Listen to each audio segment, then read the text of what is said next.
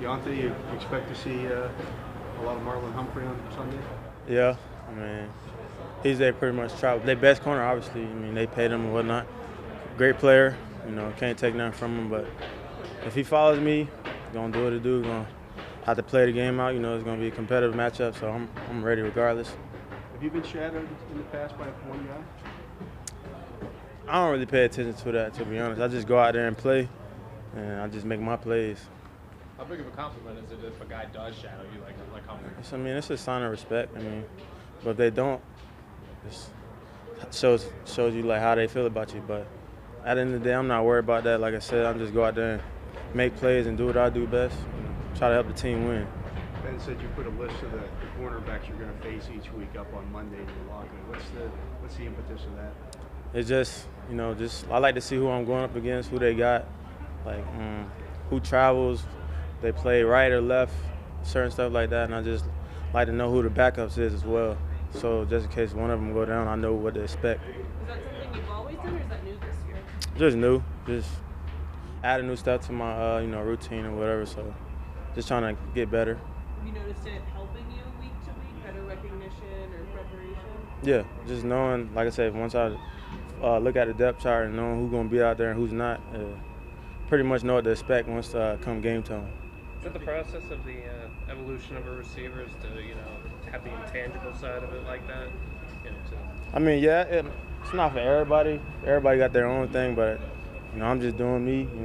Trying to get better all around, and continue to make plays like I said before, and just keep growing from a field standpoint and like off the field as well. So all that like ties in together. Is that half the battle, the intangibles? Yeah, because I wasn't really big on it coming in the league or whatnot. Now I feel like that's helped me out a lot. Like I said, just knowing who's going to be out there and who's not just allows me to just lock in and know like what to expect come game time, and just knows like who I'm going to be playing against and who's going to travel with me or whatnot, and who's not. So Where's that work ethic? I always had work ethic. Like I said, people going to have tough years and stuff like that. It happens to the best of them. It's just how you respond, and I just put in the work the whole off season actually, and continue to do it throughout the whole season, and it's been showing in the games. Is that your family, like originally, where is that something you had all through growing up? Yeah, growing up, I obviously had my siblings, push me. We pushed each other, so I would say that comes from that as well. And my dad, just always stand on top of me, not letting me cut corners or whatnot. So. In that vein, does that also come from coming from a school like MAC? Oh yeah, especially yeah, you do, because it's a small school, D1. Not too many people really expect much from a guy at Toledo or whatnot. But like I said, you can play. If you can play at any school and make your plays, they're gonna find you no matter wherever you're at. And I did that, and like I said, I always been able to play football, no matter like what position I could play it, because I'm an athlete at the end of the day. So, and I did that, and it's gonna continue to keep growing, and that's pretty much it. What's it been like with the offense this week in meetings, practices, what you guys are looking over? After a rough performance Sunday, this is a lot younger of a room than you've been around without people like Marquise and David around. What's it been like? Who's kind of stepped up? Have you been with somebody that's challenged other players this week? So we know what we messed up on and whatnot. It's just those tough games. Sometimes we don't come in, come off the bus with that energy, and we got caught on our heels. We just gotta pick. We've been picking it up this week, trying to dial in on what we need to correct actually, and we just gonna do what we do on Sunday. We're not trying to overthink everything and listen to the outside noise or whatnot, because at the end of the day, we know what we're capable of doing each and every week, day in and day out, and we're not worried about what everybody else is saying, because like I said, we won as a team, and that's all we worried about is us. You were looking a couple years ago, but this year, especially with Juju not being able to play, is your total mindset, do you feel like you'd be more like the alpha, be a number one receiver, or be a leader, that type of thing?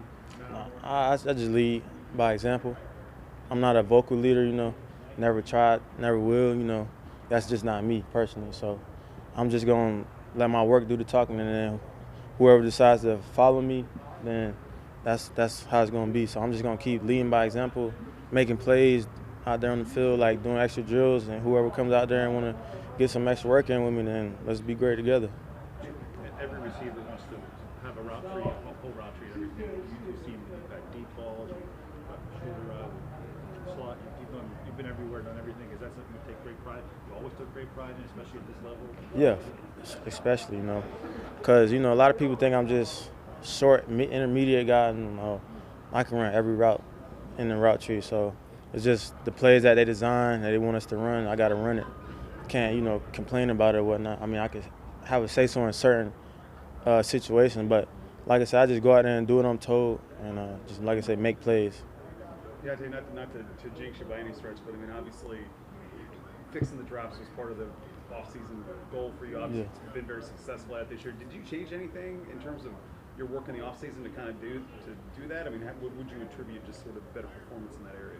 Just working, Nobody gonna do it for you, and so it's up to you if you want to correct those mistakes. And I obviously did that. I still work on catching the ball, getting extra reps in, because a lot of times at practice you're not gonna get every ball thrown to you. So you got to get like a little extra reps here and there on the side, and I do that after practice, before practice, and it's just become it's a habit to me now. So I gotta get my catches in, whether I get the ball or not. So, and like I said, I'm just gonna keep catching and working, and just keeping my faith in the man above. That's gonna be with me each and every day before I step on the field and off the field. So. I saw that drill. There was a drill, and I've noticed that I'm not paying attention all the time. Where just before practice, you're standing there and you're going like this. You got a guy sort of shadowing you, getting balls thrown to you. And I haven't been paying attention for the last 3 years at practice. Is that something you've done all the time, or is that just maybe more noticeable? I do that just because I know this week Marlon Humphrey is the type of the player he is. He's aggressive, so he's gonna try to pull and tug on you or whatnot. So I just practice that, get used to it. Just so like whenever he does that, I'm not shocked by it. Like I know I'm expecting that. So just trying to add that into my routine. Like I said, once game time come, I know what to do. You mentioned in preseason your work with Lou. Yeah. Where did that originate? We kind of just got together and just said we're gonna trying to get some extra work in. And pretty much he be coming up with a drill half the time. I throw in a little drill here and there, but I just let him, do what he do. Cause I believe in him. That at the end of the day, he's helping me and progressing my game at the same time. And that's been shown. I can't thank him enough for just taking the time out just to throw the ball to me every day. Even though he got other stuff to do, he just still don't go out his way to do what he do for me. So I can't thank him enough. And we just gotten closer. And he's, like I said, he's still been helping my game progress. And I'm just gonna continue to work. Diontae, do you feel like you've taken on more of a vocal leadership role this year? Maybe not just in the wide receiver room, but with the offensive unit. No, I wouldn't say that. I mean, I let my play do the talking, and obviously it comes with trust. Just making plays, and like I say, I'm just doing what I'm supposed to do, and whatever comes with that comes with it. I'm just here to do what I'm supposed to do, like do my job and make plays. So lead by example. Yeah, that's it. But yeah, I mean, Ben talked about one of the reasons the starters were in at the end of the game was because we need to do stuff to work on. We need to show that we're not. I mean, you were working hard. I mean, even that last drive. I mean, the game's over from a competitive standpoint, and you're out there. I think you get 3 or 4 catches even in that last. I mean, in a way, is that sort of leading by example? Like not giving. Yeah, like I said, not giving up. It's still time on a play clock or whatnot. So, what's the point of giving up? You can fight to try to come back or score. And I'm just not built like that, so I'm gonna fight to the end regardless of the score. And like I said, I continue to play, made some plays, even though we was losing by a lot. That's all you can do is make plays and try to help the team get some points on the board at the end of the day. That's what I did.